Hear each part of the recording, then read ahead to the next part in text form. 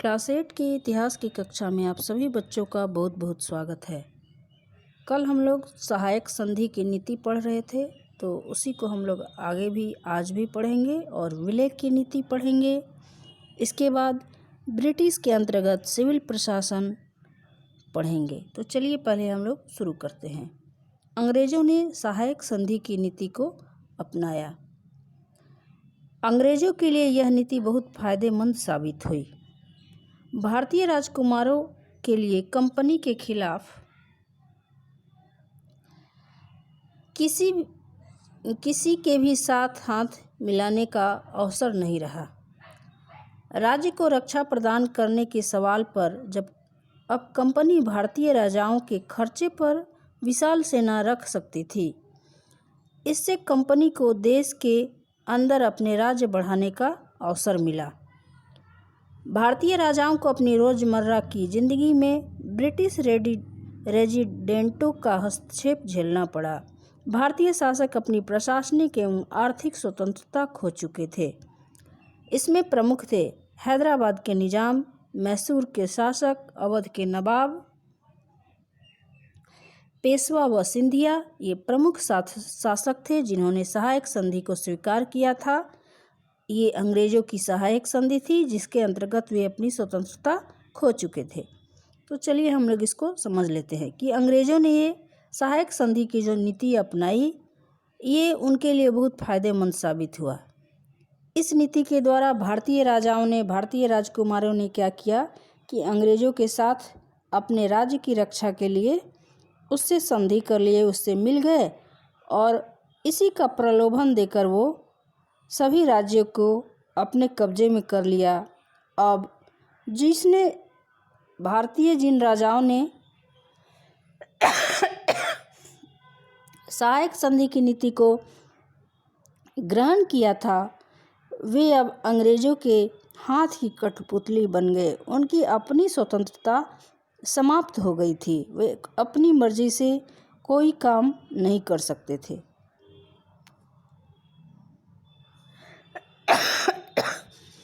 उसके बाद है विलय नीति। भारतीय राज्यों के अधिग्रहण हेतु गवर्नर जनरल लॉर्ड डलहौजी ने विलय नीति अपनाई। यह सिद्धांत इस तर्क पर आधारित था कि अगर किसी शासक की मृत्यु हो जाती है और जिसका कोई पुरुष वारिस नहीं है, तो उसकी रियासत हड़प ली जाएगी, यानी कंपनी के भूभाग का हिस्सा वह बन जाएगा। इस सिद्धांत के आधार पर सतारा, जैतपुर, संबलपुर, भगत, उदयपुर, झांसी तथा नागपुर अंग्रेज़ों के हाथों में चला गया।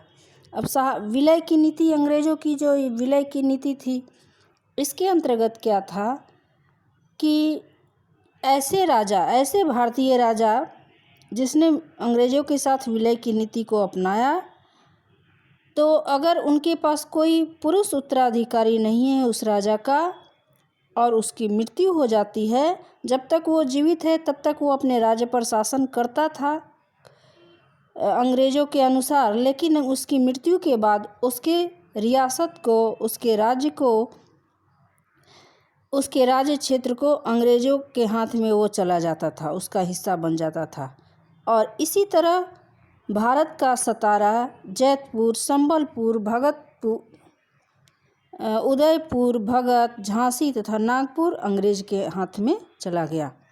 डलहौजी ने अवध को भी अपने नियंत्रण में ले लिया। क्या कह के लिया? ये कह कर लिया कि वे अवध की जनता को नवाब के कुशासन, उसके चंगुल से हमें आज़ाद कराना है और इसके लिए हम काम कर रहे हैं। इस प्रकार उसने अवध को भी अपने कब्जे में ले लिया। स्वमूल्यांकन। भारतीय राज्यों के अधिग्रहण हेतु अंग्रेज़ों द्वारा अपनाई गई विभिन्न तकनीकों की विवेचना कीजिए। क्या ये अधिग्रहण भारतीयों के लिए लाभकारी थे? बिल्कुल लाभकारी नहीं थे। तो ये प्रश्न है, इसको आप लोग हल कीजिएगा। अब है ब्रिटिश के अंतर्गत सिविल प्रशासन। अब अंग्रेजी सत्ता जो थी, भारत पर जितने क्षेत्रों पर अपना अधिकार जमा ली थी, उसके लिए एक सशक्त शासन व्यवस्था लागू करना चाहती थी। तो नए अधिकृत क्षेत्रों पर सही तरीके से शासन चलाने के लिए एक सक्षम प्रशासनिक तंत्र तैयार करना आवश्यक था। अंग्रेजों के लिए लॉर्ड क्लाइव ने बंगाल में द्वैत शासन शुरू किया था, परंतु इससे अपेक्षित परिणाम नहीं आए। जो अपेक्षा की जा रही थी ऐसे परिणाम इससे नहीं मिले। वारेन हेस्टिंग ने 1772 में द्वैत शासन समाप्त कर दिया। उसने ब्रिटिश प्रांतों को 3 प्रेसिडेंसी में विभाजित किया। पहला बम्बई, दूसरा बंगाल और मद्रास, ये 3 प्रेसिडेंसी में उसने बांटा। किसने? वारेन हेस्टिंग ने। गवर्नर जनरल प्रशासन का सर्वोच्च नेता होता था। प्रांत कई जिलों में बट गए। अब ये 3 जो प्रेसिडेंसी बना, इसको कई जिले में बांट दिया गया। प्रत्येक जिले का एक कलेक्टर होता था। यह उसका कर्तव्य था कि राज्य में या जिले में शांति रखे, कानून व्यवस्था बनाए रखे और राजस्व तथा अन्य जो कर उससे लिए जाते थे उसको अच्छी तरह से उसकी वसूली करे। यह कार्य वह न्यायाधीश, पुलिस अफसर व स्थानीय दरोगाओं की मदद से करता था। तो इस तरह से शासन व्यवस्था चलाई जाने लगी।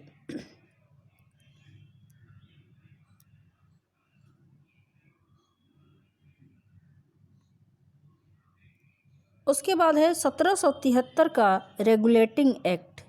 1773 में ब्रिटिश शासन द्वारा रेगुलेटिंग एक्ट पारित किया गया। इसका मुख्य उद्देश्य ईस्ट इंडिया कंपनी की कार्यवाहियों पर अंकुश लगाना था। अब 1773 में रेगुलेटिंग एक्ट लागू किया गया। इसका क्या काम था? तो 1773 में ब्रिटिश संसद द्वारा रेगुलेटिंग एक्ट पारित किया गया। इसका मुख्य उद्देश्य था कि ईस्ट इंडिया कंपनी की कार्यवाहियों पर अंकुश लगाना था इस पर। तो इसकी मुख्य विशेषता थी जो इस प्रकार है। बंगाल का गवर्नर भारत का गवर्नर जनरल बन गया।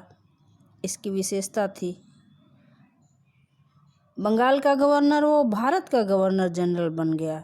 गवर्नर जनरल की सहायता हेतु 4 सदस्यों की एक काउंसिल बनाई गई। सभी निर्णय वोटों के बहुमत के आधार पर लेने को कहा गया। कोलकाता में सुप्रीम कोर्ट स्थापित किया गया। इसमें मुख्य न्यायाधीश व 3 अन्य न्यायाधीश होते थे। इस बात पर सख्ती से जोर दिया गया कि कोई भी कंपनी का अफसर प्रत्यक्ष या अप्रत्यक्ष रूप से रिश्वत नहीं लेगा। तो ये रेगुलेटिंग एक्ट जो 1773 में ब्रिटिश संसद द्वारा बनाई गई थी, ये उसके मुख्य विशेषता थी। अब है एक्ट की कमियां। एक्ट की क्या कमियां थी? तो सभी निर्णयों पर गवर्नर जनरल सबसे ऊपर होता था, परंतु उसका अपनी काउंसिल पर कोई नियंत्रण नहीं होता था। सबसे ऊपर होता था लेकिन काउंसिलिंग पर नियंत्रण किसी और का होता था। काम अलग अलग बटे हुए थे और सब कोई अपना अपना काम करते, इसका कोई नियंत्रण ही नहीं रहता था। सर्वोच्च न्यायालय अंग्रेजी कानून के तहत प्रशासनिक कार्य करता था, जबकि अन्य न्यायालय पहले से निर्मित कानूनों के अनुसार निर्णय लेते थे। गवर्नर जनरल प्रेसिडेंसी पर जोर नहीं चला सकता था। तो ये सभी रेगुलेटिंग एक्ट की कमियां थी। तो आज के लिए बस इतना ही। कल हम लोग फिर पढ़ेंगे। तब तक के लिए धन्यवाद।